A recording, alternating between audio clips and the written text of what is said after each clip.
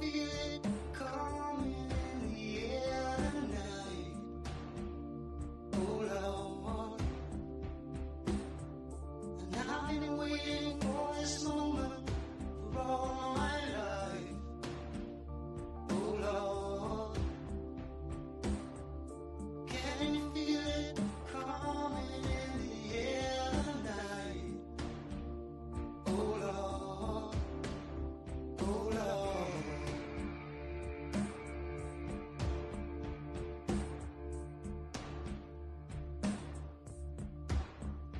Well, if you told me you were drowning, I would not lend a hand.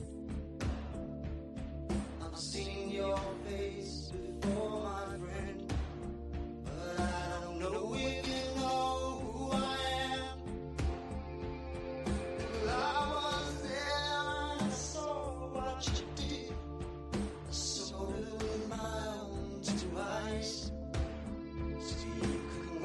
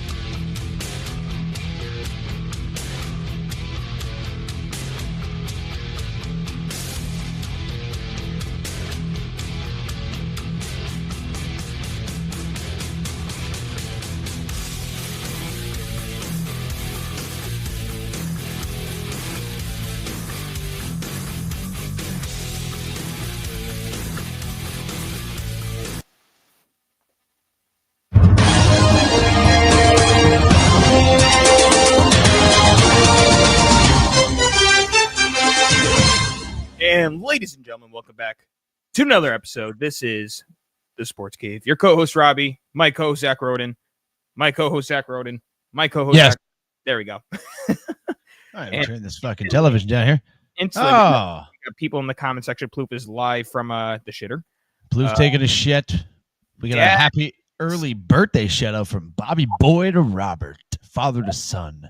Dad is seeing Dr. Roto, some fantasy guru, and the Universe Galaxy. Hey, can I join your panel? Explain why Michael Jordan fans are the worst sports fans of all time. It has to be Frank Nero. Welcome, Francis. I was gonna say the fuck. What is wrong with my hat right now? Hold on. Yeah, you look. I got myself a new hat actually. Support of my Damn. Support of my Blue Jays lighting shit up right now. I think it was meant to be worn backwards, I guess. Yeah. Not much on the plate tonight, folks. I'm just gonna say that right off the bat here. How was your weekend, Zachary? Weekend was good. I was in a scramble golf tournament, best ball. Ooh. How many times did they play your ball? I'd say probably throughout the all 18 holes, 4 or 5. Which honestly, I was playing with two guys that were pretty fucking good. Yep. So the fact that we were able to use 4 or 5 of my balls, I was even pretty impressed by that. And we put together a score of -10. Winner came in at -16 though, and it was the group that was playing in front of me. You think they were lying about their score? No, God no, they were fucking incredible. Yeah, like every time I'd show up, we'd always get there and watch their tee shots, and they had one guy that was, without a doubt, pretty much every single hole, 300 yards right up the middle every single time. And then we later found out he's the professional golfer at the Toronto, like one of the most prestigious golf clubs in Toronto. I was gonna say in Canada, because definitely not the world. No, well, I mean, it's where this is, like, it's the golf course, like where like all the Maple Leafs have memberships at. Like it's the nice one around here. So the guy obviously knows how to fucking golf. But other than that, and then we went up and it was for the Make-A-Wish Foundation. So you were definitely familiar with. Okie dokies. And then we went to my buddy's bar, the Galway, and we got aggressively drunk. Well, that's good. It sounds like a good weekend. And what was you up to? I know you had a pretty big weekend there, Robert. Oh, this was one of the bigger weekends I've had in a minute. It started Friday. Plouf brought up earlier in the week, why don't we go to this game? They're unveiling Brady's statue without any knowledge that Brady was going to be there. And like, yeah, let's do it. And let's go watch the game, see what they got going on. We were pretty far back from the statue. What was the weird part, though, dude, was at one point, Plouf and I, we hear, make some room, clear out. All these policemen are coming in, and they make a circle, and the ambulance comes in. Some dude, either A, had a heat stroke, B, passed out, or C, died. Completely unsure, but Plouf and I agree. What a way to go out. Your last moments on planet Earth were celebrating Thomas Edward Patrick Brady Jr. And so okay. So we seen the statue unveiled, and I'll play the clip here for the folks here viewing live. Live time. This is how we saw it. 3, 2, 1.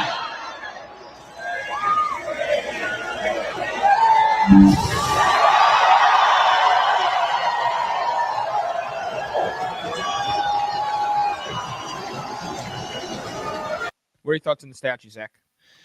I mean, from far away, it looks pretty good. When you get up close, they never do the faces that good on these things. I don't know what it is. They always look a little funky to me. But as for statues go, I'd say they did a pretty good job on this one.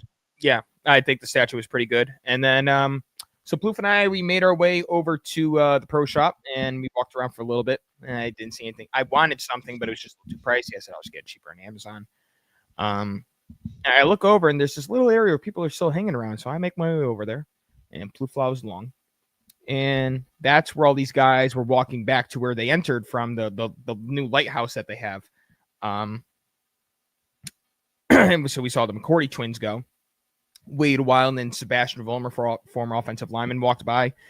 Robert Kraft came by. Ty Law came by. And at some point, dude, there was some guy with the Larry Bird jersey. It was like 6'3", 6'4". And every time I took a step this way, he'd take a step. Every time I took a step that way, he'd take a step. It's like he was blocking my peripheral vision. So it got to the point where I stood next to the guy and I hit him hard in the hip with the elbow, like, get out of the way. And at that point, Plouffe and I saw Brady, and Plouffe and I embraced, like as if we were little kids, like, holy crap, that's our childhood hero right there in front of us. So after that, we go watch the game. After Brady was right there in front of us, we hit on a bet. All the backups were in. We left before the first half and we went home. And then Saturday went golfing, hit my first eagle, drove a green, 315 yards. And then on Sunday, I've been on this Sunday morning softball league for years. And on a different team this year, we end up winning the championship. We are champions.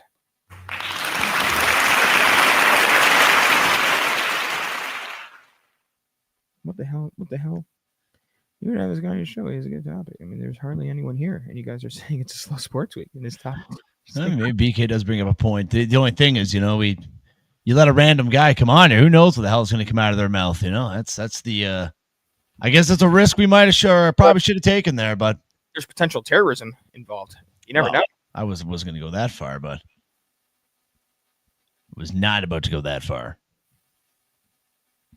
What else do we got here?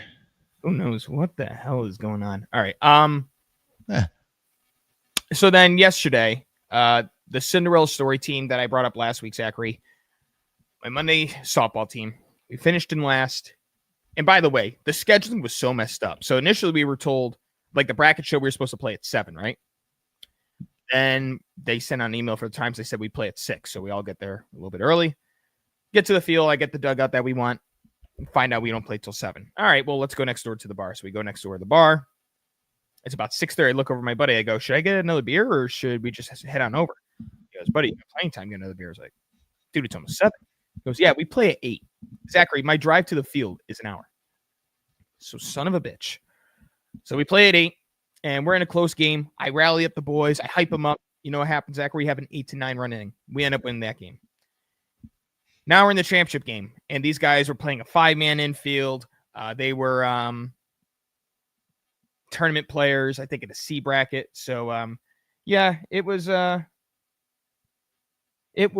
very, very tiring day for me. They picked on me in the outfield, but shout out to the boys for doing the best that they can.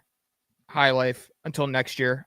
Shout out to everybody in the team, but more importantly, Zachary, I got to give a very special shout out. Shout out to my good friend Francis and his new fiance, Nicole. Congratulations. Wow. Mr. Francis, congratulations. This BK guy's got it out for us here, Robbie. Jesus. He does. This guy's upset. Reveal yourself. Reveal yourself. This guy is pissed right off. All right, here. I mean, folks, you know what it is here. Mind you, Zach, also. Yeah. What time do they get up for work every day? 3:30, right? Yeah. 3:30. Yeah, I get up for 3:30. I went to bed last night at 11:30. I got home at 11:15.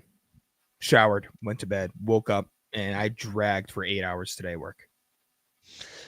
Yeah, I had a pretty similar outing just without the sports. I just find myself staying up and watching YouTube now, and it's just becoming a bit of a problem.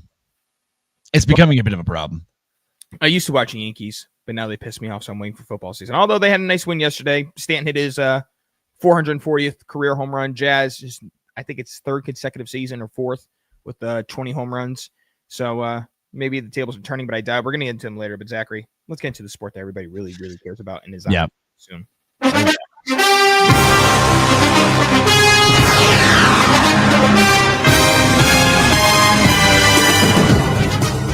Sue us, you motherfuckers. Yeah, BK, sue us. Da, da, da. All right, folks. What do you want to say, Zachary? Yeah. I think in like the history of the sports game, this is the first time that someone in the comment threads has not only given us, I mean, it is advice. It is harsh advice. Absolutely. But we do take criticism, BK. We're giving it back to you a little bit as well, just joking around. But we do hear what you're saying, and I mean, I'm not gonna lie to you. I did look up that guy's YouTube page, and he does have 32,000 subscribers. So, really, but I mean, It does. Yeah. Maybe we should have had him on. But also, I'm looking at the timing of the comments. We go live at 6:30. He wrote in at 6:28. Hey, can I join your panel? And then at 6:31 said, guess not later then, I mean, not really the most amount of time to get on there, but I'm so convinced that's my friend Francis, but I mean, I don't believe that's your friend Francis, unless he has a somewhat successful YouTube page or 32.7 thousand subscribers. Don't surprise me. Francis is the freaking man. But yes, folks.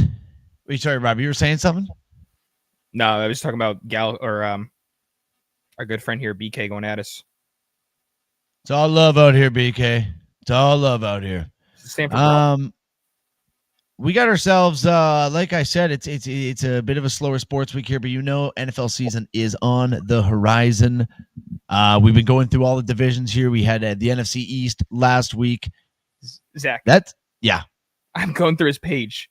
This guy is so anti Michael Jordan. Michael Jordan. Oh my god! He must know that I'm a Jordan fan, I guess. Maybe he was just lurking on. He wanted to slap on here and say something. But I will say that's also the first time I think we've, like you were about to say, I think the first time we've ever had somebody from the comment section asked to come on to the show that we do not know. So yeah, but I'll tell you what, I'm going to give him a follow. That was new for us there. But yeah, like I said, folks, NFC East last week. It's the NFC North this week. That's the Lions, Vikings, Packers, Bears. Always an exciting division. Yeah. Should be some fireworks in this division going into the next year. Some questions about whether the Vikings, what are they going to look like with J.J. McCarthy? You got the Bears coming in at Caleb Williams' second season. All right. You get the Bears coming with Caleb Williams in the second season. What are they going to look like? Lions with basically an essentially new coaching staff besides Dan Campbell. And the Packers pretty well staying the same as the Packers. Well, there is news with the Green Bay Packers, and it is worth noting. I don't think we had it onto the notes here, so let me just head over to the home screen here so I can give you the correct information. But, of course, who do you think gets around? For the Green Bay Packers? Yeah. I'm not even too sure. Jordan Love, according to ESPN's Adam Schefter, is undergoing surgery Tuesday to repair a ligament injury to his left thumb, but the Green Bay Packers expect the star quarterback to be ready for their season opener.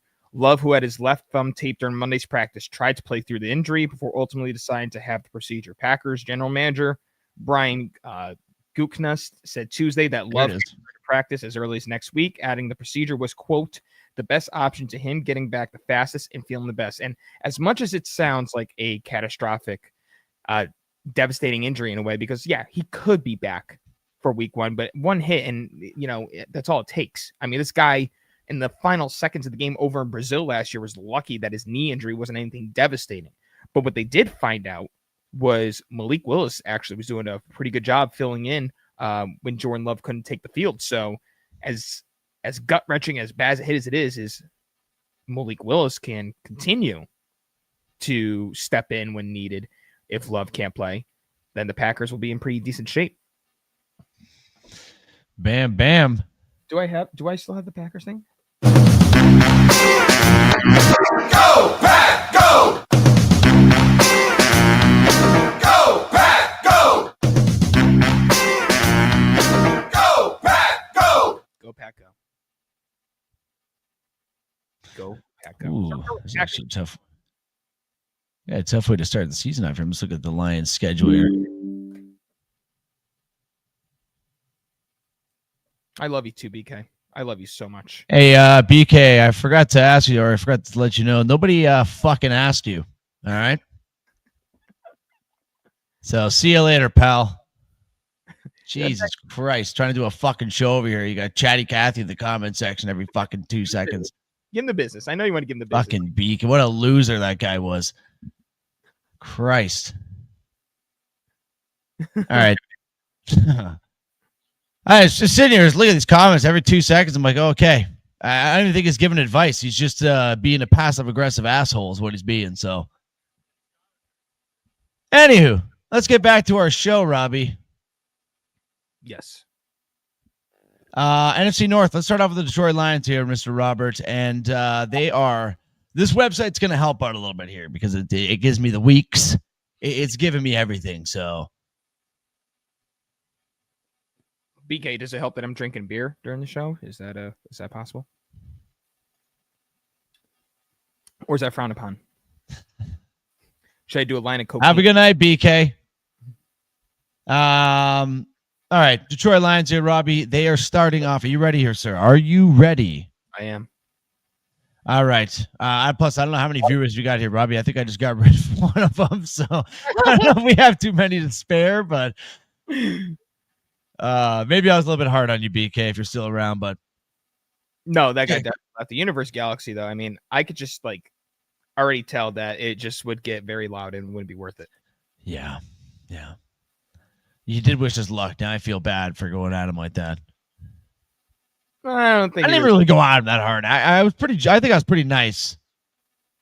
I did call him a fucking loser, but you know what, Robbie? Sometimes you just say some things, and that's just the way it goes, you know? That's right. Well, listen, we have social media pages that, he could follow us on and give us advice off air or whatever, and maybe be a potential guest. Who knows? Maybe we'll get him on the show. Maybe it's the producer or director we always need for the show. Who knows?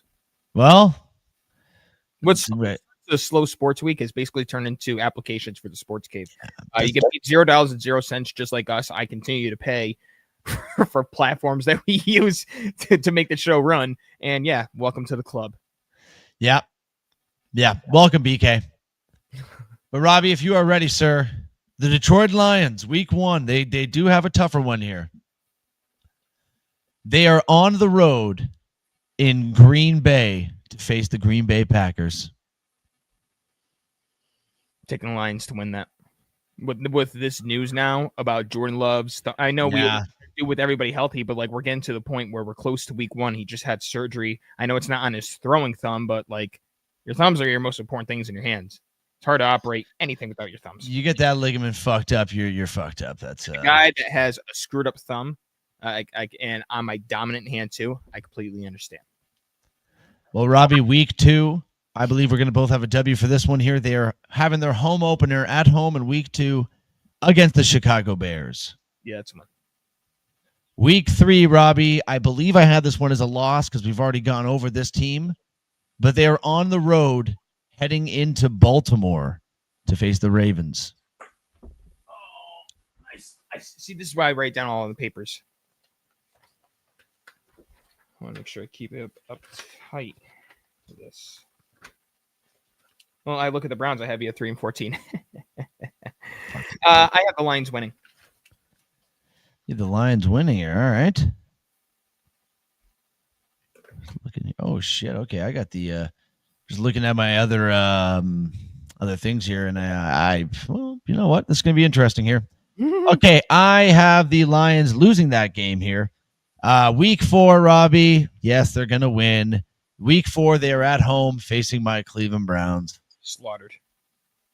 Week 5, on the road, heading to Cincinnati to play the Bengals, where I believe I had them as a loss as well. I think I had him as a loss there. Let me double check. That's going to be 2 offensive juggernauts going at it. But the difference, I mean, it all depends because if Trey Hendrickson plays, then you got Trey Hendrickson versus what?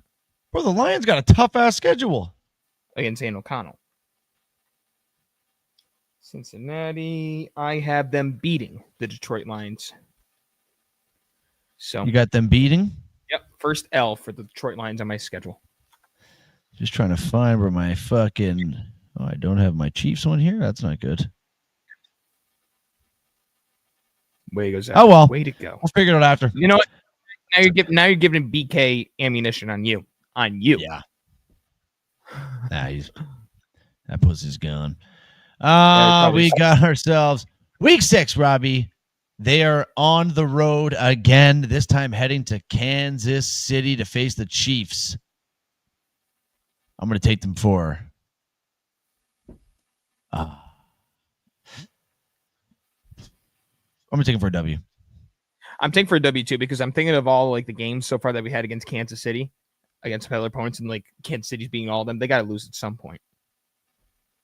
Yeah.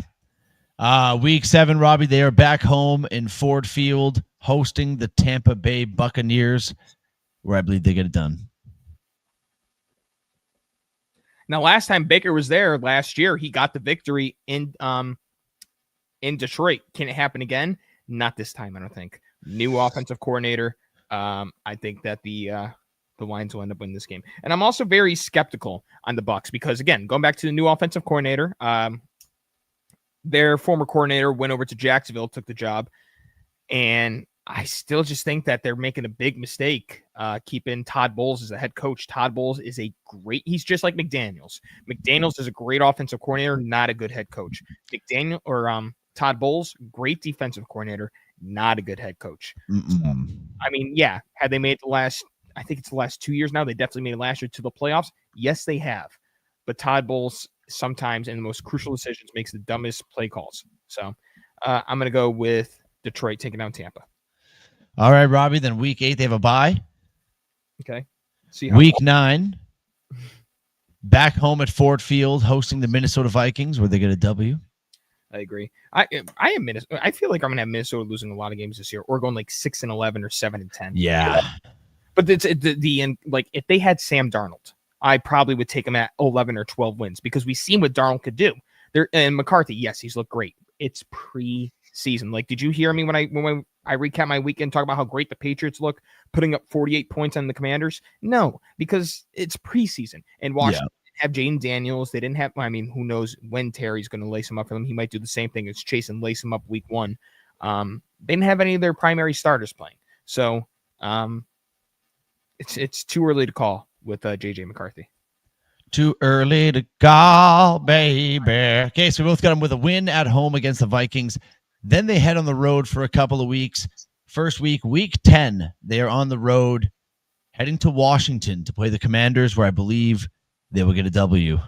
If I'm not mistaken, Zachary, you are a Ohio State Buckeyes fan. So are you hoping for success for Mr. McCarthy, or are you hoping that he falls off the cliff? JJ McCarthy? I mean, now that he's in the NFL, I hope for success for him. I hated him in college. I never really thought he was a great quarterback either in college, to be honest with you. I know he won a natty, but no, I'm not, I don't have any ill will against him. All right. So week 10 at Washington, I have the Lions winning that. All right, Robbie. Week 11, it gets only harder, and I believe I'm going to have them down for a loss in this one at Philadelphia, facing the Eagles. Ooh, a potential NFC Championship matchup. Ooh. Would I have them as Eagles week 11 versus Detroit? I got them going down as a loser. All righty. Week 12, they get back into the win column as they head back home to host the New York Giants. Yep. Week 13, they are staying home where they host the Green Bay Packers. I think the Packers are going to get this one, Robbie. I agree. I'm splitting it. Yeah. Matt LaFleur is such a good coach, dude. I mean, he's proven it without Aaron Rodgers. He's a good coach. So, I mean, it's going to be a split either way, I think. Whether Packers take week 1 or week 13 there, it's going to be a split. Yeah. Sorry, I'm just trying to type in the names here. Okay, there we go. Okay, so we have them losing to the Packers there. Week 14, they stay home and host the Dallas Cowboys. Get bump them. Is that Thanksgiving? Week 14 is Thursday, November December 4th. Oh, so it's a week after then. Yeah. Well, week 15. That's right. They never play each other on Thanksgiving. They always play at home on Thanksgiving. Boston. Dude, on Thanksgiving, the first game you're going to get is Detroit versus Green Bay. That's awesome. And then so that's week 13. So with Dallas on week 13, they're facing Patrick Mahomes and the Chiefs. Get shit pumped.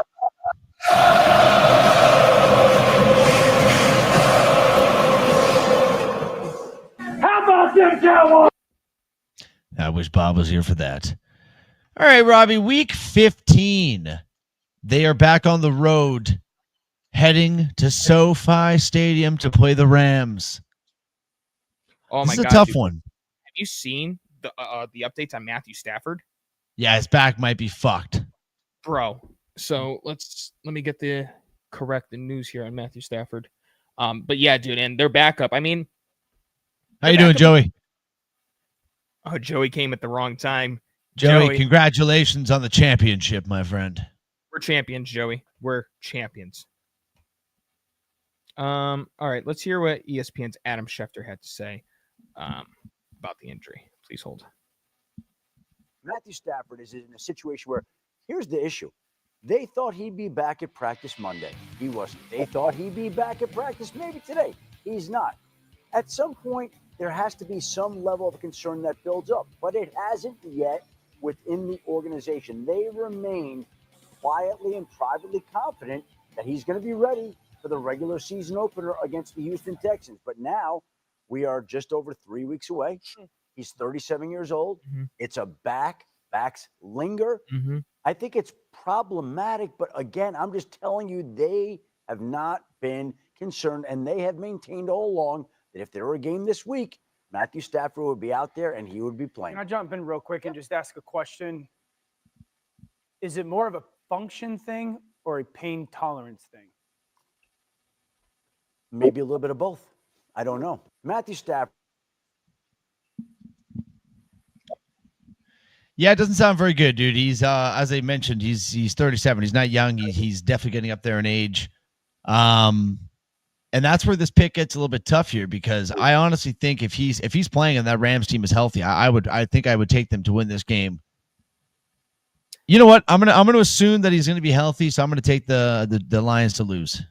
Well, Ian Rappaport received word that he's dealing with an aggravated disc and has received an epidural to help him deal with it. So we're also going to screenshot this. Another delusional take by a Cowboys fan. Joey, I love you, but you are not winning. Yeah, Joey, that's bad, dude. Browns are going to win next year. Just ain't going to happen, you know? Yeah, that's terrible. Zach, I mean, back injuries are something not to joke around with. And the Rams might have shot themselves in the foot here, because it looked like they were going to go one of two directions. They were going to go either Matthew Stafford or Aaron Rodgers. And you get 1 year of Aaron Rodgers with Devontae Adams ultimately. I think they would have been set up for a good season, if not a great season. And I understand you want to bring Stafford back. You gave up your future. It got you a Super Bowl, and you still want to contend. But back injuries, quarterbacks, one sack could end his career and really do something drastic with his life. So Jimmy Garoppolo, who has experience, who has made it to the Super Bowl as a starting quarterback outside of being Brady's Robin. So they have a pretty good backup. But the problem with Jimmy G, he can never stay healthy. So there's going to be a lot of questions. But going back to this pick at LA against the Rams, with everything that's being stated right now, even though we're supposed to do everything healthy, we're getting news as we get closer to the season. I'm taking the Lions to win. All right, Robbie. Week 16, Lions head back home to host the Pittsburgh Steelers. Ooh. Where they get a W. I just want to make sure I have that. Pittsburgh, yeah. That's a W for the Lions. All right, Robbie, week 17, 2 weeks left. Week 17, they have they're back on the road for the last 2 weeks here, Robbie. First stop, week 17, is in Minnesota to play the Minnesota Vikings, where they will win. I don't think the Vikings are going to be very good this year, to be honest with you. I'm not too sure what JJ is going to look like. Me neither. I think they're going to be a bad team this year, too. All right, so you have them winning that one as well? And then week 18, Robbie, finishing off their season on the road, heading to Soldier Field to face the Chicago Bears.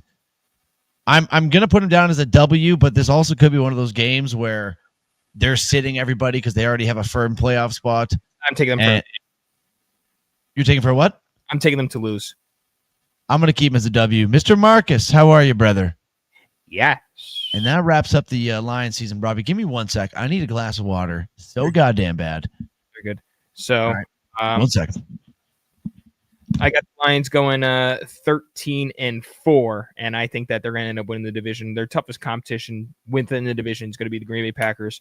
And Marcus and Joey, you missed it. We had some guy in our comment threads going at me and Zach about how to do the show. This guy, BK here, was just giving us some shit, dude. He did not like us. I mean, constructive criticism for sure, but holy moly. Holy moly, we're in the middle of trying to do a show, and Buddy's trying to give us a whole brief description live on air. God, some good shit. It's like 10 comments. Yeah. Mark, I had to tell this guy he's a fucking loser, and then I guess I pissed him off. But at the end of the day, the guy was being a bit of a kike. Cock. That. Oh, no. Well, that was not supposed to happen like that. Cock. Oh my God. Well, guys, it was a good run doing the sports game. Thank you for your years of support. Zach, take us on out. Oh, wait, you already did. Guys, I'm going to be honest with you right now. That just kind of slipped out right there. Text him, Plouffe. Well, oopsies. Well, thank God we only have 4 viewers. So let's You're helping BK's point, and now with that, we're gonna have 0. We're gonna cancel. well, also we need to get a we're gonna have to get a timestamp of this 30 seconds. We're gonna have to edit that out of the podcast. You're gonna have to edit it out. Okay, Plouffe's right there. Okay, I don't have to. No, you have to edit it out. You're editing the show after this. You're doing it. I didn't say that word. All right, Chloe. Oh no. Well, folks, anyways, it was fun doing the show with you guys. That guy got you so rattled up.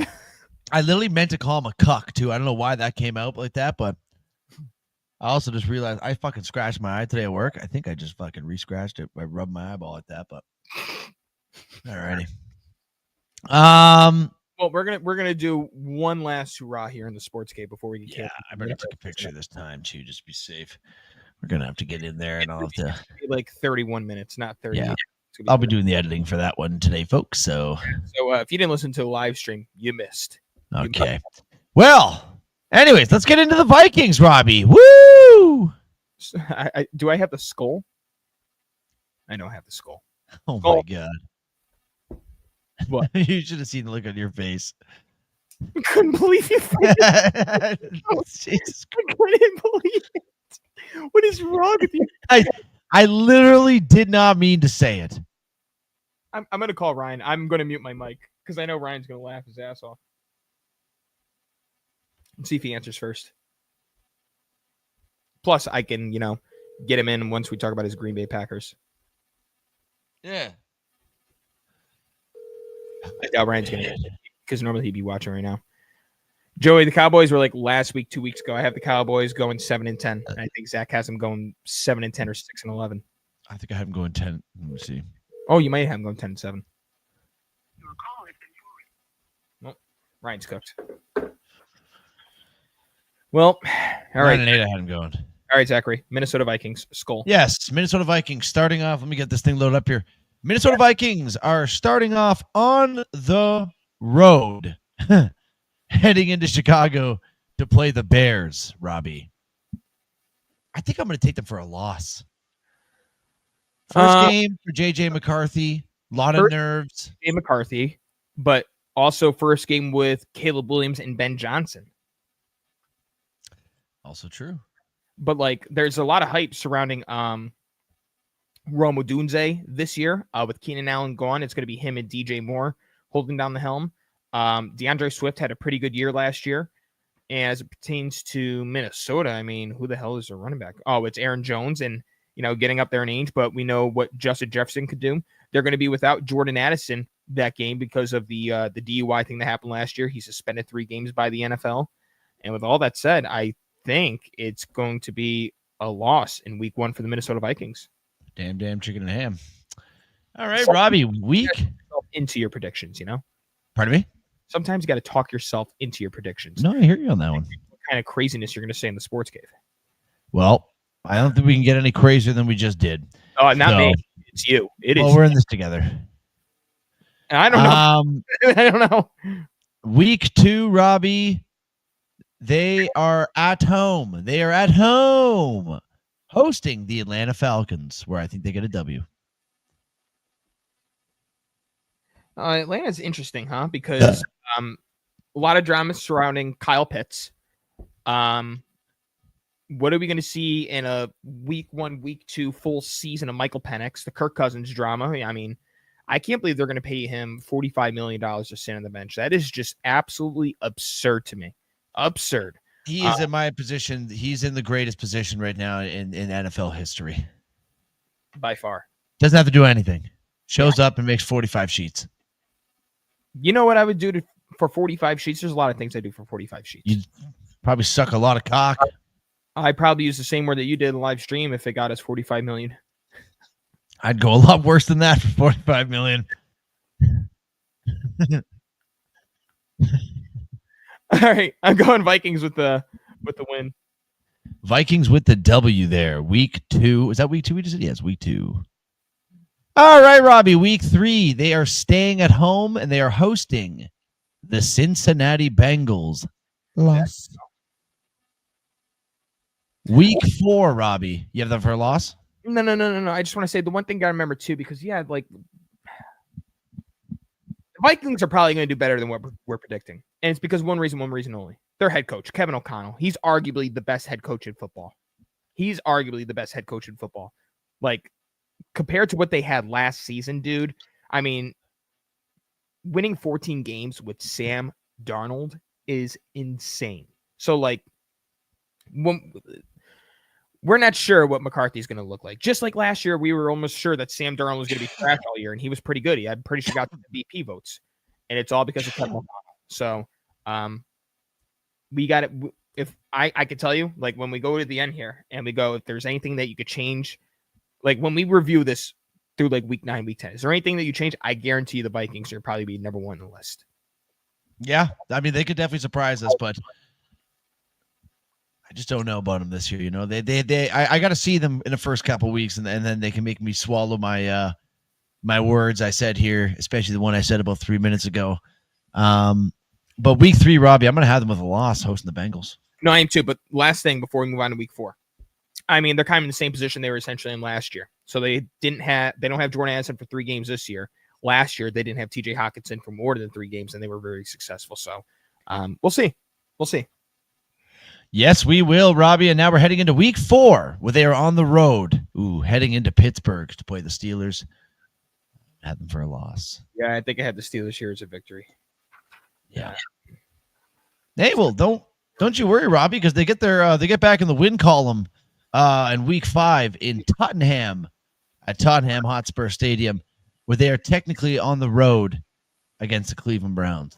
That's an easy victory. That is probably a final score of 48-3. All right, go fuck yourself. Week 6 is their bye. Oh, okay. Coming off the bye, Robbie, they got a home game where they're hosting the Philadelphia Eagles. Ready for this? Yeah. I can't. We already did the picks. God damn it. All the hell. Yeah, they lost. That's a loss, yeah. Then they face Harbaugh and the Chargers in LA at SoFi Stadium. Okay, remember, this might be home field advantage for the Vikings. You gotta remember, they travel well, fan base as well. I think this is more difficult than you think. I'm gonna have to take them for a W because I got them just so many losses. They're gonna have to get something here. I'm gonna take them for a win. Yeah, I agree. So right now I got them going 3-4. Me as well. Which is pretty good. And they are not going to be winning the week after that because week 9, they are heading to Detroit to play the Lions. Rip. Yeah. Oh, no. These poor Vikings. Week 10, they host the Baltimore Ravens. Rip. Okay. Week 11, Robbie. Week 11, they host the Chicago Bears. I'm going to take them for a W. As well. Week 12, they're on the road heading to Green Bay, Lambeau Field to play the Packers. Loss. Yeah. Week 13, on the road heading into Seattle to play the Seahawks. I'm taking for a win there. Me too. Sam Darnold. I'm going to take him for a win as well. Week 14, Robbie. Back home, hosting the Washington Commanders. It's a loss. I'm agreeing with you there. I think I literally might end up. I don't know the remaining schedule, but this might be 7-10. Yeesh, we'll see what happens here. Week 15, Robbie, they're on the road at AT&T Stadium facing the Dallas Cowboys. I have them losing. I'm going to take a loss as well. All right, week 16, I got them coming back in the win column here, Robbie. They're going to MetLife Stadium to play the New York Giants. I think I had the Giants beating them that week. Well, that was crazy. I do. Oh, wow. They're back home for the final 2 weeks, Robbie. Week 17, they're hosting the Detroit Lions. I had them for a loss. Yep. And this is where it goes to shit. Yeah. Week 18, hosting the Green Bay Packers. So I have the Lions, or not the Lions, excuse me, the Vikings. Oh, man. 1, 2, 3, 4. Oh, Dan, I was talking about 7-10. I got them going 5-12. I'm going 6-11. Hey, I guarantee you this is going to be the one team that's going to prove us all wrong. But we got to see what we get out of JJ McCarthy. That record could legitimately flip, and I wouldn't be too surprised. Yep. All right, Robbie, you ready for the Green Bay Packers? Go, Pack, go! Go, Pack, go! Go, Pack, go! Oh, what was that word you said? Go, Pack, go! Something else. No, I'm not saying that word again. We might get a flag. Oh, we're 100% getting a flag because I can't edit off of YouTube or Twitch. We are definitely getting a flag. Twitch and YouTube, flag him. The guy that's a typical Toronto man. We don't say that word here in the great. I can't believe I said that. Oh, man. Low key, want to make a clip to keep on here forever. Just because, no, do not do that. And just keep it on my laptop so I can remind you every day what you said. Well, why don't you remind you of this here, Robert? Week 1, Lambeau Field. There's no other slur you want to say on No. here, right? Okay. Week 1, though, the Green Bay Packers are at home hosting the Detroit Lions, where I had them with a loss. Yeah, with the updated news on Jordan Love with the surgery, I'm gonna take him with the L as well. And I know later on when they go to Detroit, we had them as a win. Yes, sir. Let me just go to the Commanders here because that's who they're playing in week 2. Yes, okay. Week 2, Robbie, I have the Green Bay Packers hosting the Washington Commanders at Lambeau Field, where they get a W. Yeah, I got them taking the L. Week 3, they are on the road, where they will just incinerate my Cleveland Browns in Cleveland. Yeah, who do I have your Browns beating? I'm going to go to your schedule really quick because I have them winning 3 games. These are 3. Oh, I have you guys taking down Miami because I'm anticipating that Tua is going to be throwing gang signs by then. 4 weeks later, you're facing Baltimore at home. I got you guys beating Baltimore in a major shock. In week 18, I have you guys beating Cincinnati because they're going to sit everybody. There you go. Week 4, Robbie, the Packers are at AT&T Stadium to face the Dallas Cowboys on the road. That's a win.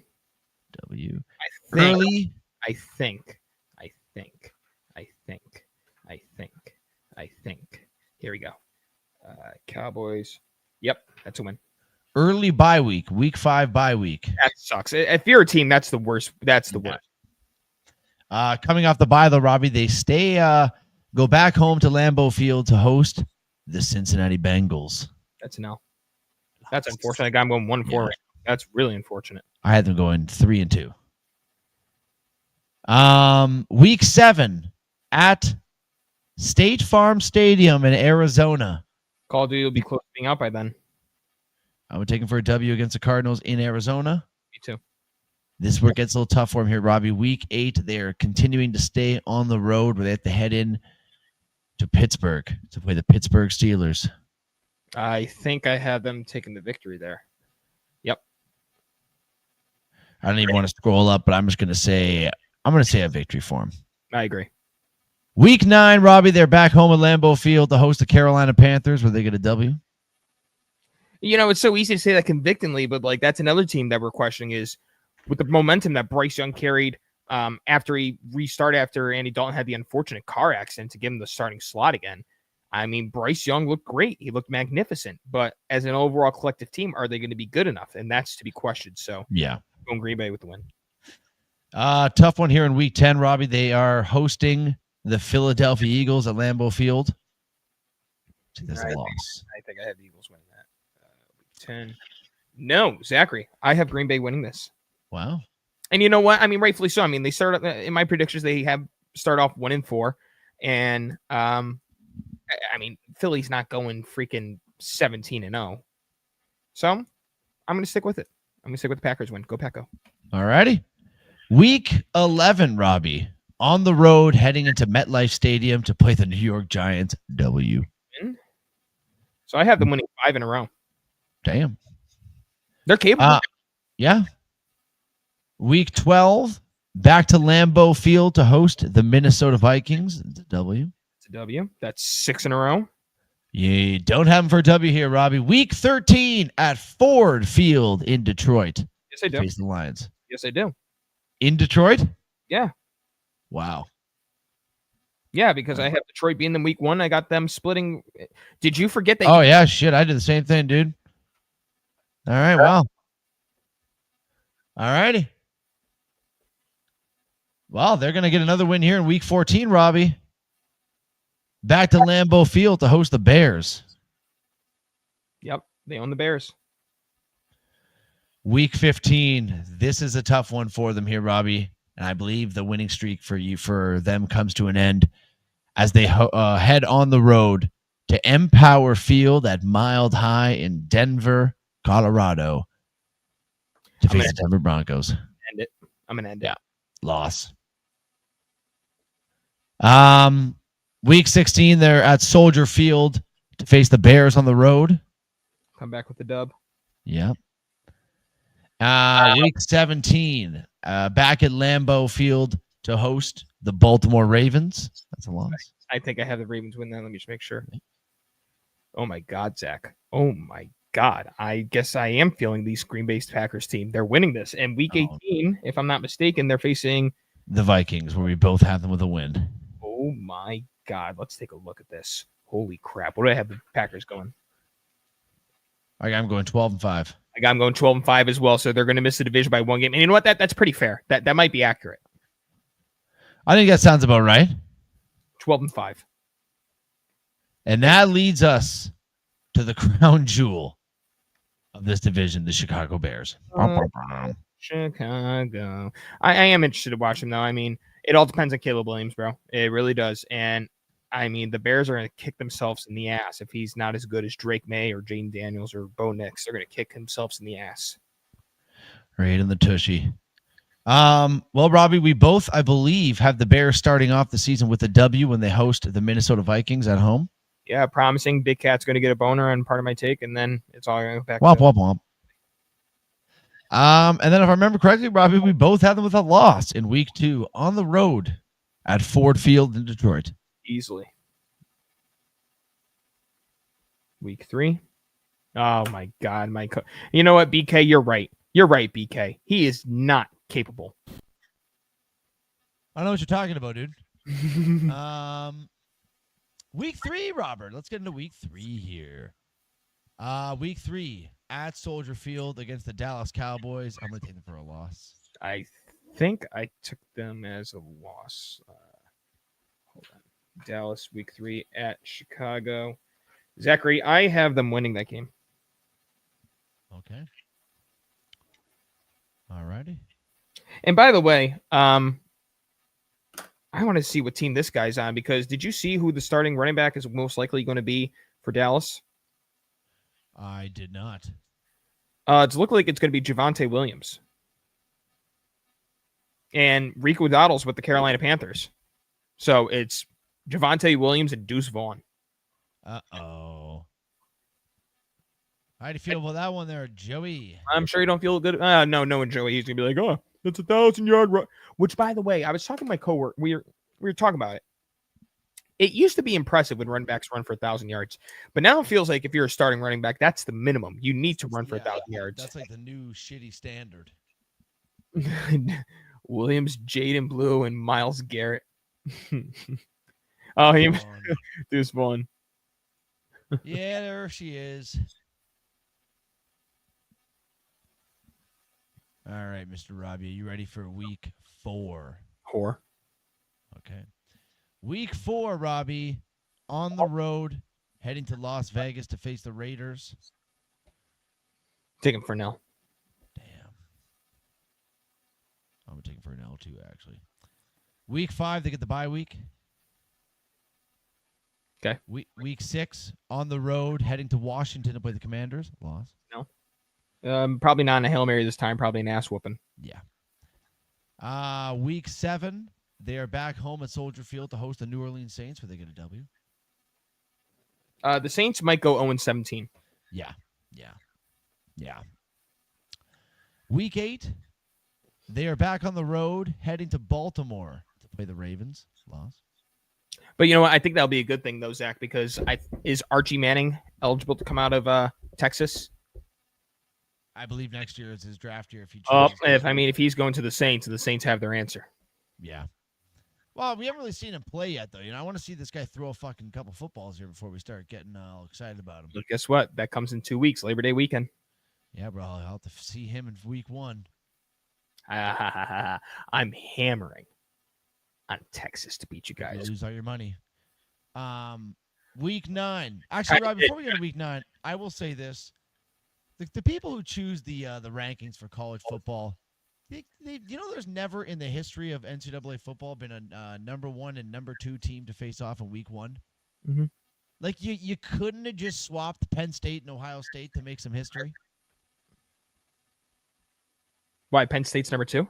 I think Penn State came in at number 2 and Ohio State Really? came in at number 3. Oh, okay. Please hold. Let me just confirm that. Rankings. Wow. Yeah. All right. So 25 and up, folks. I just want to see if UConn got any votes here. UConn. No, but Duke did, and we'll be seeing Duke later on. Why is this advertisement right here? Hold on, Zach. I'm sorry. A random advertisement just popped in the middle as I was trying to read there. What the hell? Porn? Oh no, this was the other one, North Dakota State. I saw Montana. I'm like, what the hell? That don't make sense. All right. So 25 and up, folks. At 25, we have Ash Genty's Almada, Boise State. At 24, Tennessee's down there pretty low. That's shocking. 23, Texas State. Ole Miss at 21. Indiana at 20. 19, Texas A&M. 18, Oklahoma. 17, Kansas State. 16, SMU. This team will be out really quick. At 15, we have Florida. I don't know why they keep ranking Florida every year, bro. Yeah, they never seem to prevail. They haven't been the same post Tebow. 14, this team is going to get into the top 5. I think that they have a damn good freshman quarterback. And honestly, if they had a quarterback last year, they would have been a way better team. And you know this offhand. Michigan is at 14. 13, South Carolina. 12 is Illinois. 11 is Arizona State. So rounding out the top 10, we have Miami at 10. LSU at 9. Alabama's down at 8. Oregon at 7. Notre Dame at 6. Georgia at 5. Clemson at 4. They'll drop. Ohio State, Penn State, and Texas. Oregon and Georgia both had whatever this one is. I think maybe most, I don't know. Clemson at 4, Ohio State 11, Penn State 23, and Texas 25. So because of the departure of Will Howard, is that the reason that you guys are so low? I don't know, to be honest with you. To me, it's just arguably the best receiver in the nation, that's for sure. Not arguably. We have the best receiver in the nation. I mean, it's one of the most talented players that has ever come to play fucking football at that position so far. The kid still, I think he was 18 years old last year. He was killing it. But I mean, to me, it's just like the difference between 2 and 3, especially in week 1. It's like they missed such an unbelievable opportunity. It's still like an incredibly marketable game, a 1 versus 3. But to me, it just much cooler at a 1 versus 2. But Robbie, we are in week 9 here. Little detour for the Chicago Bears. Week 9, they stay on the road, heading to Cincinnati to play the Bengals. Loss. Into Cincinnati, you said? Yes. Okay. Yeah, it's a loss. I have to look. Week 10, they're back at Soldier Field, Robbie. Okay, hosting. They host the New York Giants.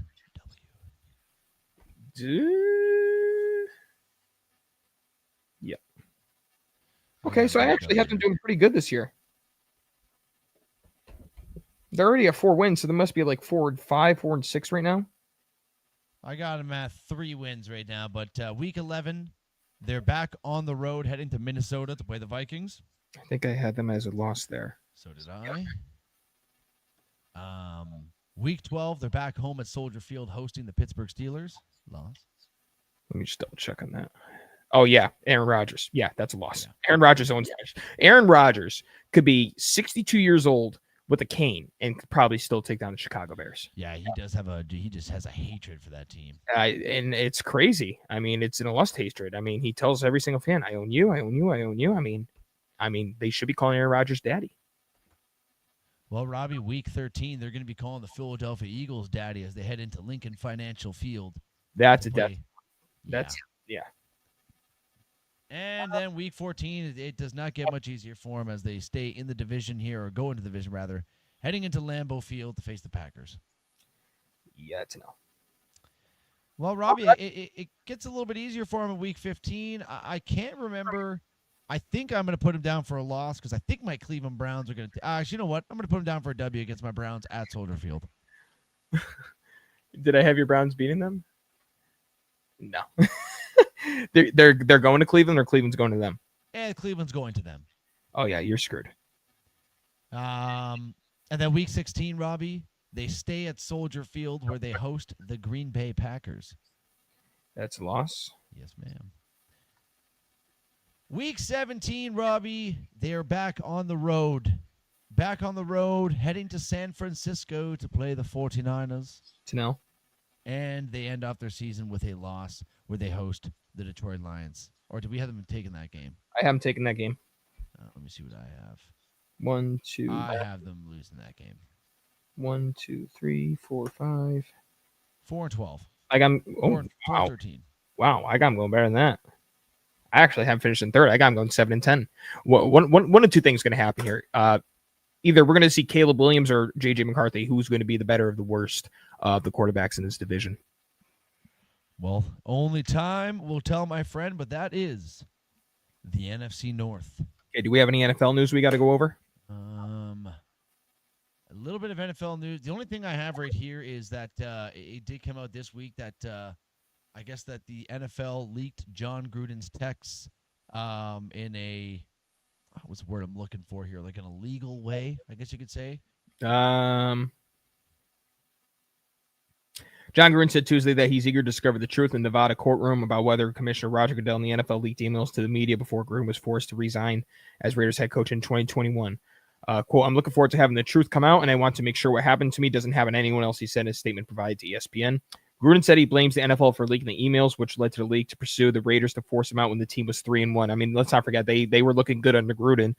Rich Bisaccia took over, and they continued that same success. Excuse me, Zachary.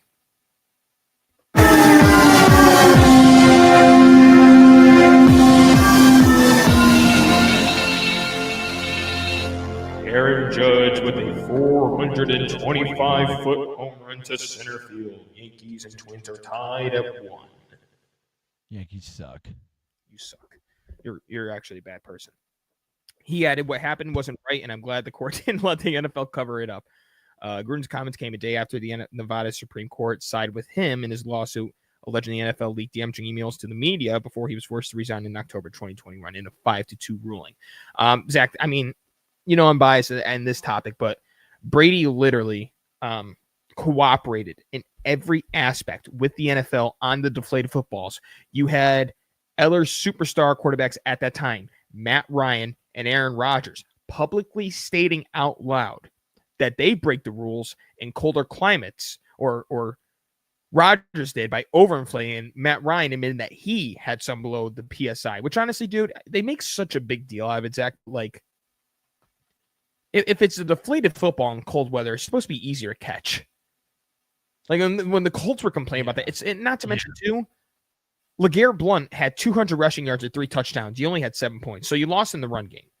And then the Ezekiel Elliott situation where there was he committed domestic violence showed that he didn't do it whatsoever, and they still suspended Zeke. So the NFL is a powerhouse that think that they're their own justice system. So good for Gruden going at them. And those emails are legit. What he said, it's not acceptable what he did. It's private information. It is private information, and I mean, obviously, with all of this going on, I don't think we'll ever see John Gruden coach in the NFL again. Mhm. But did you hear his comments, Robbie? I think college is possible. He said it would be a dream come true to coach in the SEC. And I Ooh. think there's a lot of teams that heard that message from him and will be picking up the phone to call. I can guarantee you John Gruden goes to the SEC, and the SEC now has a new best coach in that division. I know exactly where he should go to. Where's that? Auburn. Really? Auburn. I was talking to Plouffe. I was like, man, when's the last? I mean, they're success. They are a nice program. It's like, when's the last time they were successful? Cam Newton. That was years ago. Auburn would be perfect. Auburn, Alabama. That's the rivalry. It's not Alabama LSU. It's Auburn, Alabama. One of the craziest endings to that game. I think it was like 2014 or whatever it was. Yeah, the kickoff. Auburn's gonna win the football game. Yep. I think that would be ideal. That or Florida. That is the only bit of NFL news that we had, Robert. Let me just Excuse me. let me turn on my freaking headphones.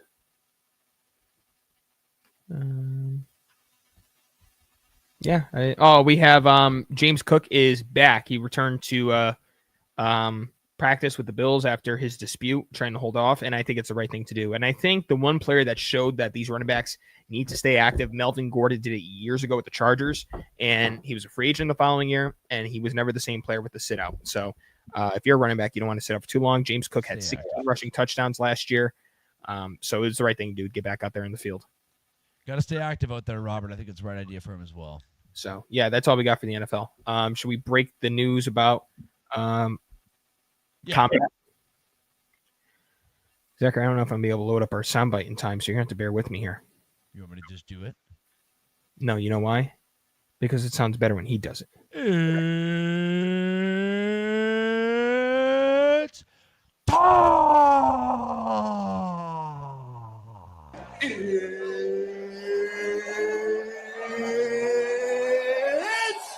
time! I was pretty spot on there. That was pretty good. Let's not forget we have a big pay-per-view this weekend that I will not be tuning in because I will be dead. Yeah, Khamzat Chimaev against Dracus du Plessis. No, that is unless Chimaev, backs out as normal. Or misses weight by like 7 pounds again. One of the two will happen. But yeah, folks, if you bought every single UFC pay-per-view this year for the calendar year of 2025, your bill would total just under $1,200. Jesus. Folks. Yeah. But rest assured, folks, it is going to get a lot cheaper for UFC fans, MMA fans in general, going into next season, 2020's next season. Next year, 2026, UFC is joining Paramount on a $7.7 billion deal to stream exclusively with them. So you have a Paramount membership. You are getting all the UFC pay-per-views.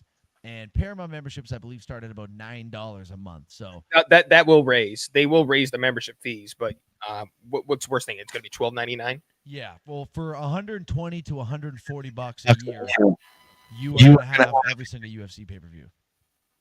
Sounds good to me. That sounds fantastic. This is something that they should have done a long time ago. I mean, they are by far a multi-billion-dollar industry. They are the most popular fighting combat program in the world, let alone in America. They have surpassed boxing by an astronomical number. I mean, the only time boxing was relevant was when Floyd was still fighting, because that Floyd's a great entertainer, and there's still some great boxers, and there's boxers on the rise. But you're seeing more than just striking and hugging. Actually, they've been hugging a lot, all the Dagestanians, but this is a great job by Dana White, and I think he understood that something had to happen at some point, because there's a reason why so many people are illegally streaming these fights. It's $90, and most of the pay-per-views aren't hitting like they used to. They're all shit nowadays. So with this, now instead of spending $90, it's gonna be $12.99. If the card doesn't work out, it's like, well, at least it was $12. It wasn't $90 wasted.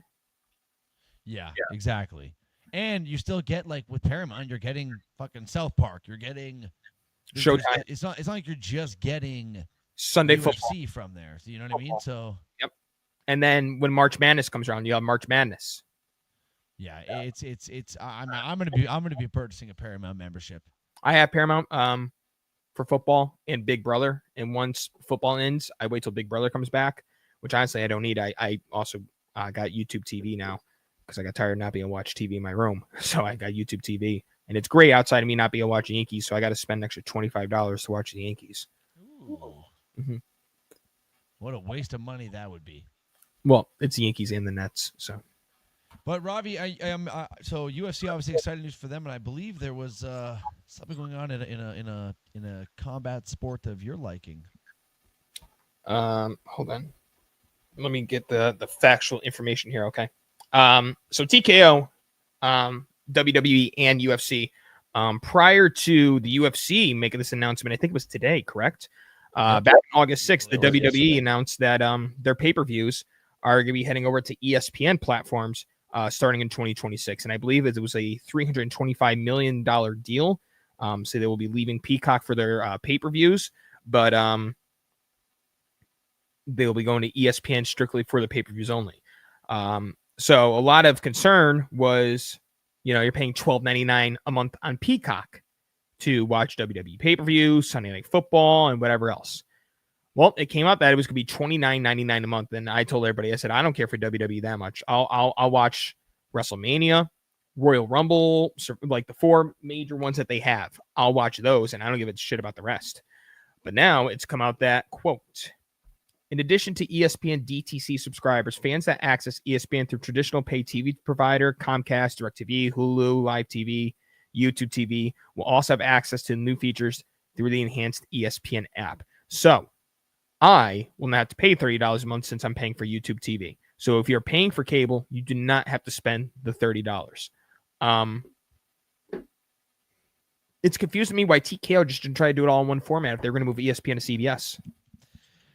Yeah, I never understand what's going through the brains of these big wigs up there. But then I wonder if, like, for an international standpoint, because I think you watched a little bit of WrestleMania this year, and it was on Netflix in Canada. Yeah. Where here in America, it's on Peacock. Across the world, it's Netflix. So yeah, that's fucked up. Netflix paid over $1 billion for 10 years of Monday Night Raw, and I don't think they like what they've seen so far. So I think maybe they were out on the deal. But I believe Peacock was given the WWE $150 million, and ESPN is given $330. So the other thing, Zachary, too, is all this money that's being earned by the WWE. I have a really, really, really good feeling they're going to be moving out of Stanford and over to Vegas with the rest of the TKO group. Well, what gives you that inclination? To be right there with TKO because they're all the way across the other side of the country. Fair enough. So we got UFC 7.7 going over to Paramount and WWE 330 going over to ESPN. Big news in the combat sports world, folks. Big news in the combat sports world. All right, Robbie, I think we got last thing. ESPN chairman Jimmy Pitaro said ESPN would be interested in bidding for the entire WWE library when the rates become available. So when I think what they're talking about that is, if I want to watch old pay-per-views or old wrestling shows or documentaries that they have, it's all on Peacock. So premium live events aren't going to be on Peacock anymore, but it seems like their documentaries and the old pay-per-views are going to be on there. So they're going to try to switch that over to ESPN. I don't know what they're going to do, but the one mistake that they did make, Zachary, was they had their own network. They had the WWE network. It was $9.99 a month. You watch your pay-per-views there and you had everything right there. And then they went over to Peacock. Yeah, I should have just, you know what? If it ain't broke, don't fix it. That's what I always say. If it ain't broke, don't fix it. So we'll see. Also, Vince McMahon is going to be doing an interview some point this week with Fox Sports. And I think it's going to be a must watch because I'm sure they're going to ask about, they don't mention him on WWE anymore. He's not allowed to be mentioned because of the sexual assault allegations. The Hulk Hogan death and the way the fans treat Hulk Hogan. It's going to be an interesting watch. And I'm sure there's going to be a lot of clips and I'm interested to see what he's going to say. We'll have to stay tuned for that one there, right there, folks. Mike Tyson says return to boxing depends on Trump's marijuana decision. What the hell? Just give it up, bro. Yeah, you're a little too old there, Tyson. So Zachary, I got the card right here. On the early prelims, the main event for the early prelims features Edison Barbosa, someone we're familiar with.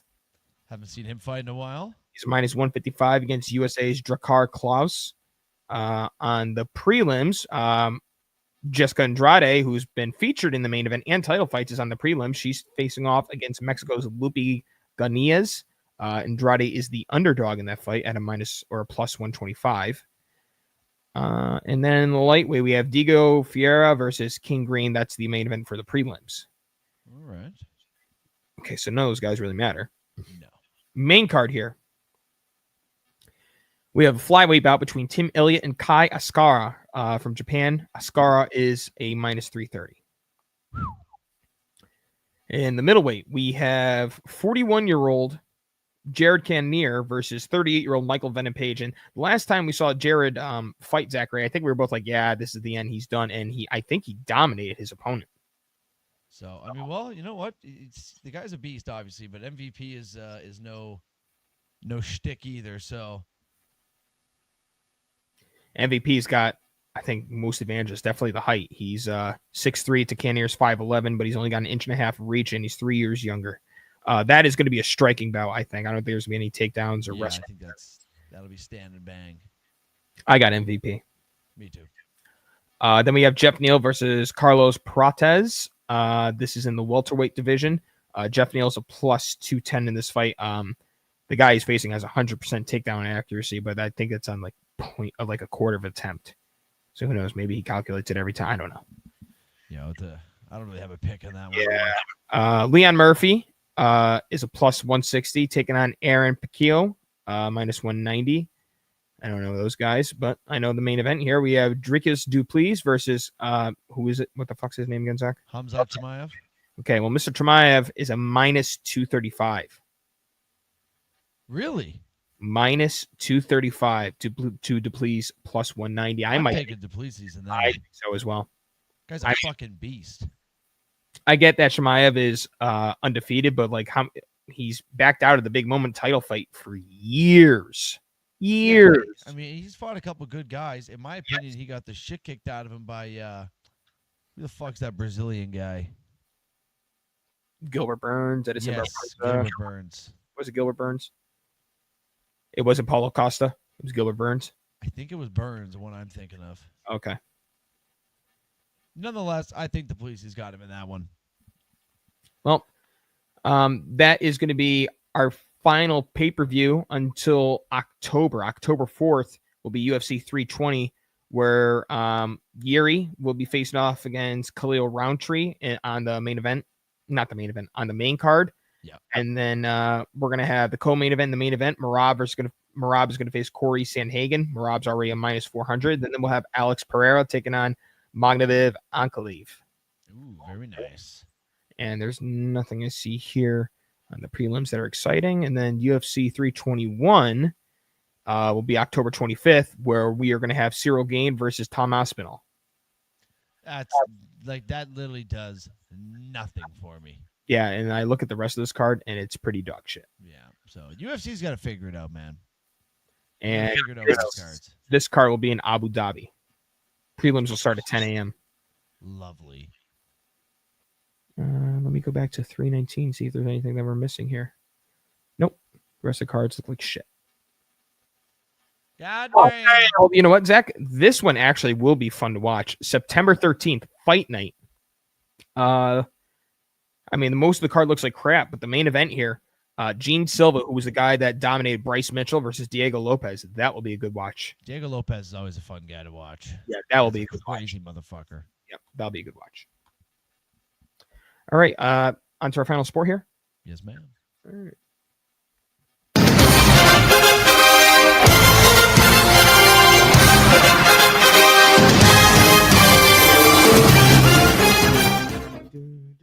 Robbie, a familiar story here. Okay. Shohei Ohtani in trouble again, revolving some money.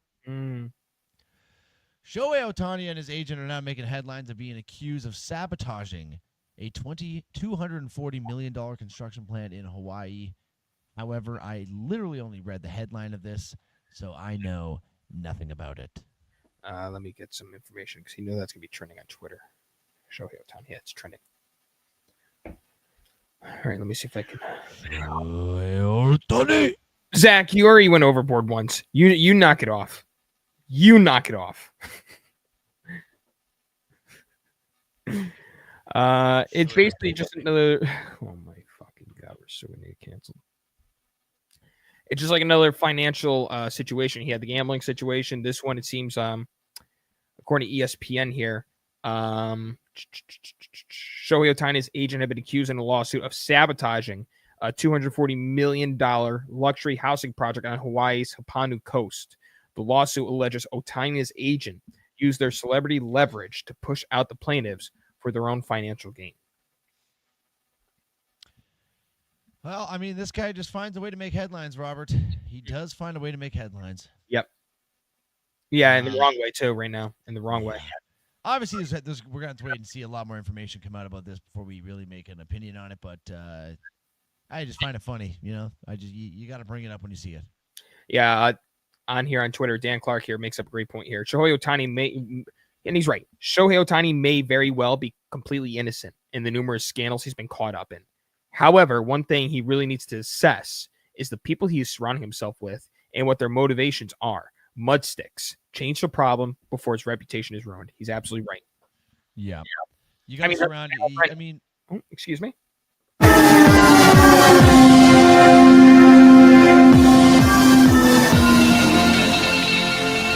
Three-run home run by Yankees shortstop Anthony Volpe. Yankees take a 4-1 lead.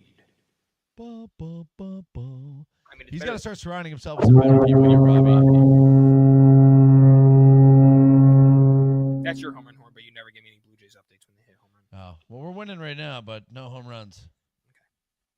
Okay. But yeah, Robbie, he's got to start surrounding himself with some better people here because clearly the people he's surrounding himself with, they're just making headlines left, right, and center. The quote from the defendant says, "This case is about abuse of power." The lawsuit says defendants use threats and baselessly, or I don't know, maybe this is Ohtani. The case is about abuse of power. The lawsuit says defendants use threats and baseless legal claims to force a business partner to betray its contractual obligations and strip plaintiffs of the very project they conceived and built. Well, like I said, we're going to have to wait and see some more information come out of this, but the headline is definitely shocking to read. It is. By the way, Zach, ESPN ranked their top 50 players in baseball, and our good friend Cody Duncan has a good amount of views on this tweet here. Paul Skeens is at 6. Paul Skeens is behind Bobby Witt at 5. Cal Raleigh at 4. Tariq Skubal at 3. Ohtani at 2. Aaron Judge at 1. Judge is the best player in baseball. No, it shouldn't. He has less home runs than fucking Anthony Volpe, dude. Well, the game's not all about home runs, Robbie.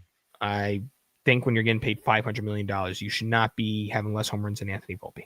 Yeah, Anthony Volpe is a pathetic loser, so that is true. Yeah, but so are you. But Robbie, I can tell you who's not pathetic losers. Yeah. And that's the fucking Milwaukee Brewers. Yep. Second 10-plus game win streak this season alone here, coming now in at 10 straight wins. They sit, I believe, 5 games ahead of everybody in the MLB right now at a 74. And let me get their actual record here. At 74 and 44. Jesus Christ. Hell of a record. I mean, I guess this is the surprising team this year. I mean, I don't think anyone expected the Brewers to have this sort of record. I mean, not a record, but a good team, yeah. But 30 games above 500 is freaking astronomically. That's a crazy team, yeah. I don't think it's going to go over well in the playoffs because they don't have a true power hitter in that lineup. I know, but it's one of those teams where just everyone just kind of seems to pull up the slack. Well, they have Danny Jansen. Did you know that? I did not know that, actually. They have Goggles. Yeah, Goggles is on their team. I mean, Jesus Christ. I mean, I haven't heard of most of these goddamn guys. I know Jake Bowers. I know Yelich. Where the hell is your young phenom? Is he hurt? Oh, what the hell is his name, Zach? Chiroyo? Yeah. He's not listed He's here right now. Oh, that makes sense. And they're doing this all without him is impressive. Caleb Durbin. Andrew Vaughn, William Contreras, familiar with him. Yeah, but I don't think it's going to be sustainable in the playoffs, man. A lot of good teams in the National League. Yeah, I mean, they still got to go through the Dodgers, which, by the way, the Dodgers, I think have lost like 6 or 7 in a row. No, they have not because they just beat the Blue Jays 2 out of 3. Oh, then you're a bunch of pathetic losers. They are. We're They've lost 2 in a row. They've lost 2 in a row. The team that lost 7 in a row is a team we'll get into a little bit. Your Toronto Blue Jays. You're on a winning streak. Red Sox have lost 3 in a row. Zachary, what I want to go through here really quick, and I want you to guess to the best of your ability. There are a few amount of teams that have an above 500 record on the road. So let me do some counting here. 1, 2, 3, 4, 5, 6, 7, 8. 8 teams with an above 500 record on the road. Did you guess those teams? Well, I'm going to say Milwaukee. Milwaukee, I think, had the best record at 34-24. I'm going to say the Phillies. The Phillies are at 32-28. I'll say the Dodgers. The Dodgers are at 30-27. I'll say the Padres. The Padres are short by 3 games. Okay. I think the Blue Jays are not up there. Blue Jays are at 500, 31-31. Okay. How are your Yankees on the road? 27-32. Okay. Give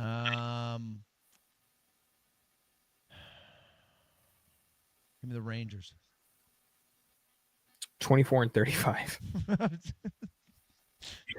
Hey, we're Just a bit outside. We're starting to bleed a little thin here. Jesus. So you said Brewers. You said the Dodgers. You got those 2, right? You said the Phillies. Padres. 3. Yeah, so you have 3. The Padres aren't one of them, so you have 3. Oh, yeah. I think that's pretty good. Oh, wait. I think there's 9. No, I lied to you. I'm not. No, there's 8. That is pretty good, but think of some division leaders. All right, you said your Blue Jays are at 500. So Astros? Astros are at 31-28, so that's 4. Cubs? Nice pull, bro. 31-28, that's 5.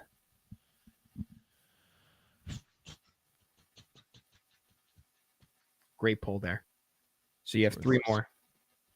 All in the American League. All in the American League. Oh, Christ. Oh, Tigers? Yep, 30-27. I was about to say Kansas City, but that's not right. Close, though. 30-32. Oh, damn. There's a team right above them, though, that's got it. I know. I can't even think of who's in their division. Minnesota Twins. Minnesota Twins are 24-37. All right, give me these last 2. Red Sox. Red Sox are 26-33. All right, give me the last 2. Okay, one's in the Central and one's in the West. So you already said the Rangers. You said the You tell me Rangers. Central West. I don't know what teams are in the Central and in the West. That's fair, because that'd be like hockey trivia me. Indians. There you go. That's 7. Get the last one here. Get the last one. That was the Central team. Mm-hmm. Who the fuck is in the West? You know who's in the West.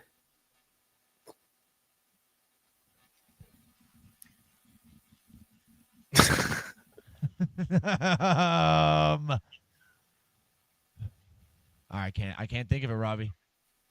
Maybe if I play this sound, maybe it will give you an idea what city it is, even though it's a contradiction. Broncos country, let's ride. Obviously, it's Denver, but where did he play before Denver? Oh, the Mariners. The Mariners. He I plays would have not have gotten Seattle. 8 on my with no. I think that's pretty good. No, you got 8 out of 8. I'm giving you it. That was awesome. Good job. Good job, sir. All right. What else do we have?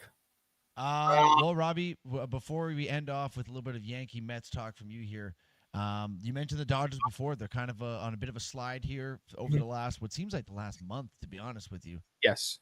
The Padres have gotten that division lead down to 1 game for the Dodgers, Robbie. They are right on their tail. And if this keeps going the way it's going, we might have a new division leader. You're right. And there's honestly one person to blame for the Dodgers struggles. Who's that? Mookie Betts. Not Mookie playing well. Betts has been playing the worst he's ever played in his MLB career this year. Mookie Betts this year is batting a career low batting average out of every year that he's played. A career low of 242. Currently has 12 home runs, which is even less than what he had in the COVID year. He had 16 his COVID year. I'm not even going to count his rookie year where he played 52 games for the Red Sox. 12 home runs, 53 RBIs. He's not striking out a lot still. I mean, he's still putting bat on ball. An on-base percentage of 312 and a slug of 371. His 682 OPS is the lowest in his MLB career. Yeah, that ain't going to cut it. That is not going to cut it. But, I mean, that's also a guy that, I mean, at the snap of his fingers could turn that all around. Evidently so, but right now it's not ideal. Not ideal. In case of the yips. Yeah, 100%. So, you know, Mookie's got to step up, and you know, the Dodgers are so star-studded that Ohtani takes away the stardom from most of their players, takes away from Freddie, from Mookie, Teoscar, and then you're celebrating Kershaw in what might be his final year, which, by the way, I think it was like last night or 2 nights ago. He faced off against Max Scherzer, and that was their second career matchup. And when they faced off, they were replacements for what was supposed to be, I think it was like supposed to be Greg Maddux versus Randy Johnson. And it's like, oh, now we got to watch these two rookies that turn into be right in the same company. Two of the best pitchers we've ever seen. Yeah. But yeah, Robbie, it's getting very tight there. It's getting tight in the National League. It's getting very tight in the American League. Yeah. And I believe you got some comments you'd like to make about the city of New York right here, Robert. So I'm gonna put the floor down here for you. Catastrophic failures. Catastrophic failures. Let's see.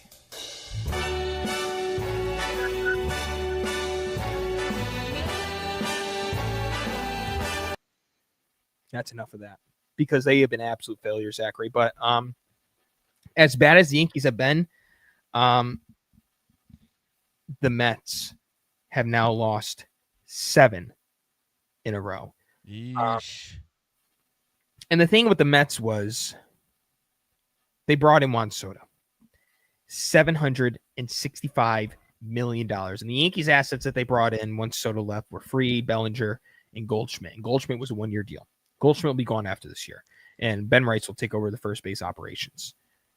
Bellinger has been great for the Yankees. Fried has struggled as of recent, but he's been great. With the Mets, dude, this team, I think, has the highest salary in baseball over the Dodgers because the Dodgers are deferring everybody.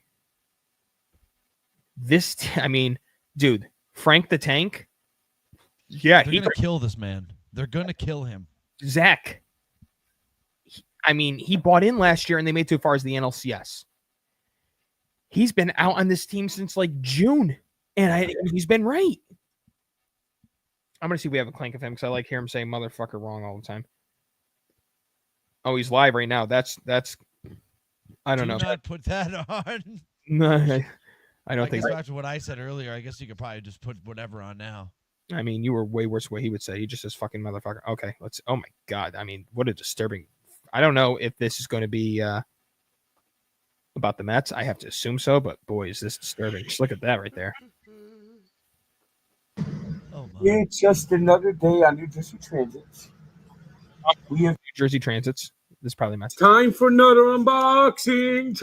Oh, no, unboxing. No. There's got to be a Mets fan somewhere. Fuck. They are never going to win another fucking game. They are not going to win another fucking game. They are really not going to win another motherfucking game. Yeah, look at it. Look at Soto. And that he fouled the peanut butter and did it. Running at first, he doesn't even run. He doesn't even fucking run. He doesn't even fucking run. He doesn't even fucking run. He doesn't even move 1 fucking inch. Didn't even move 1 fucking inch. He's sitting there smiling and laughing. Lindor fucking can't even fucking field anymore. Harris, Bayer, got a fucking and Nemo, 900 fucking strikeouts. What? They don't even get 1 fuck. They show no fucking fire. We're gonna fucking get into tomorrow. It's gonna be the fucking same. Every day. Slap his head. Did you see him slap his head? Tomorrow's gonna be the fucking same. Every day. Oh my God. This is a loud clap off his skull. They are not going to win another fucking game ever again. never gonna win another fucking game. The goddamn this white tank body cup. That's all I care about. And I think What was that? body cup. That's all I care about. And I think they have no fucking heart. Nothing. They don't even give one fuck. They just fucking want to get the money. Juan Soto, worst signing ever. Holy fuck. I mean, like I just said, they're going to kill this poor man. Dude, do you know what his teams are? I know he likes the Mets. Was it Yep. the Devils? Yep. And then I don't know what his football team is. Dolphins. Oh, yeah, big Dolphins fan. He was a Brooklyn Nets fan. He converted over to a Knicks fan. Thank God. But that's what the Mets are doing, bro. That's what the Mets are doing, man. Yeah. It's not going good over there. And on the Yankees side, their schedule gets a lot easier. They're taking advantage of the Minnesota Twins as they do all the time, which is big for team morale boost. Listen, I told you before the season when we lost Soto and even bringing in Bellinger and Free and all them. I mean, this team isn't going to the World Series. They are not capable of winning the World Series if they were to make it. I just have no faith in this team. I was very upset with Aaron Boone when they first brought Judge back by keeping Stanton out of the lineup, because I understand that he's not fast and he's not the defender that he used to be. I will sacrifice his defense for that bat. Like, you need his bat at all times. I mean, he has a 906 OPS right now. Let me get his actual number so you can understand the OPS here, Zachary. He just hit his 11th home run yesterday. So this year, Giancarlo Stanton, a 281 batting average, a 362 on base, 548 slug. So he has a 910 OPS Zachary between his on base and slug, 11 home runs, 31 RBIs in 41 games. So he almost has an RBI a game in the games that he's played this year, dude. Yeah, you got to have him out there. You have to that get out there. So, I mean, if Judge has a DH the rest of the year, let him DH until the playoffs or whatever. You got to keep Stanton out there at all costs. It doesn't matter the dimensions of the stadium. He has to be out there. You can wall up a ball. And then when they go to Fenway, put him in left field, put Bellinger in right, whatever you got to do. You got to keep it, because you can't take Trent Grisham. Trent Grisham's been awesome, Zach. I don't know if you know this. That's the guy who they sat last year for Verdugo. Who knows? It could have been a different story if you had Trent Grisham lined up over Verdugo. He has 21 home runs this year, a career high. Not a bad little season for Mr. Trent boy. But it's getting worse for the Mets, and the Yankees are slowly and steadily figuring their ways out. The Mets, it's just getting worse and worse every day, and I love it. Fuck one. Yeah. So Well, it's like I mentioned earlier, folks. Tight race in the American League right now. Tight race in the National League. We're down to the nitty gritty here. We got probably about 30, 40 games left for these teams. 50 games. Okay, so still a decent chunk. Yeah, Seattle's one game out of Houston. They're on a 7-game winning streak right now. Damn. Yeah. Boston's 4.5 behind you. We're 6. Padres, as you mentioned, are 1. Milwaukee's basically walking away. They're 6.5 over the Cubs. And the Mets are 6 behind the Phillies. And the Marlins are 12 behind. And in terms of the wild card, the Marlins, I think, are still in contention too. They're 6 out. They probably aren't. Cincinnati's 2 out. St. Louis is 3. And in the AL side, the Guardians are 1 game out from the Yankees. The Rangers are 2.5, and the Royals are 4. Getting close, my friend. Getting close. Now, if I had to be honest with you, Zachary, if I had to say the team that's disappointed me the most this year, out of all teams across baseball, it's a tie between 2 of them. And those 2 are? The Atlanta Braves and the Baltimore Orioles. Yeah, I guess I probably should have been able to guess those 2. I mean, the Atlanta Braves, I know Acuna came in late, and yeah, they're dealing with some injuries, but since he got the contract, Austin Riley hasn't been the same player. Michael Harris hasn't been playing good this year. Ozzie Albies hasn't been good. Matt Olson's been Jerkerson Profar got the suspension earlier in the year for steroids. And on the Orioles side, I mean, everybody is failing. Everybody. Gunnar Henderson has been stinking.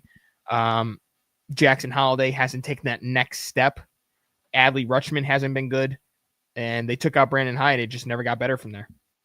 Yeah, especially for like a really young and up-and-coming team. Definitely playing well below expectations this year. Significantly. So, their seasons are most likely over. We'll see what happens next year.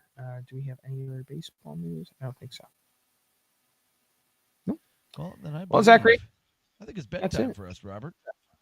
Oh, it's definitely bedtime for me, brother. I'm freaking exhausted. Well, I'm gonna. You're editing tonight. Yeah, I gotta. Yeah, you're find, editing. I gotta find that part in the middle and cut it out. We'll get it done. I can't believe you said that, bro. I can't believe you said that. Yeah. Well, to our Jewish fans, if you listen live, I very much apologize. So, went to say cock. I think you can figure out the rest. All right. All right. Thank you for the description. All right, Zachary, take us out. Get us out of here before you say something retarded. Get us out of here. Shalom! And to another wonderful episode of the Sports Gate, folks. Hey, sexy Sports Gate. You can't say it. Dad wasn't here. We miss you, Bob. And fuck you, Bob.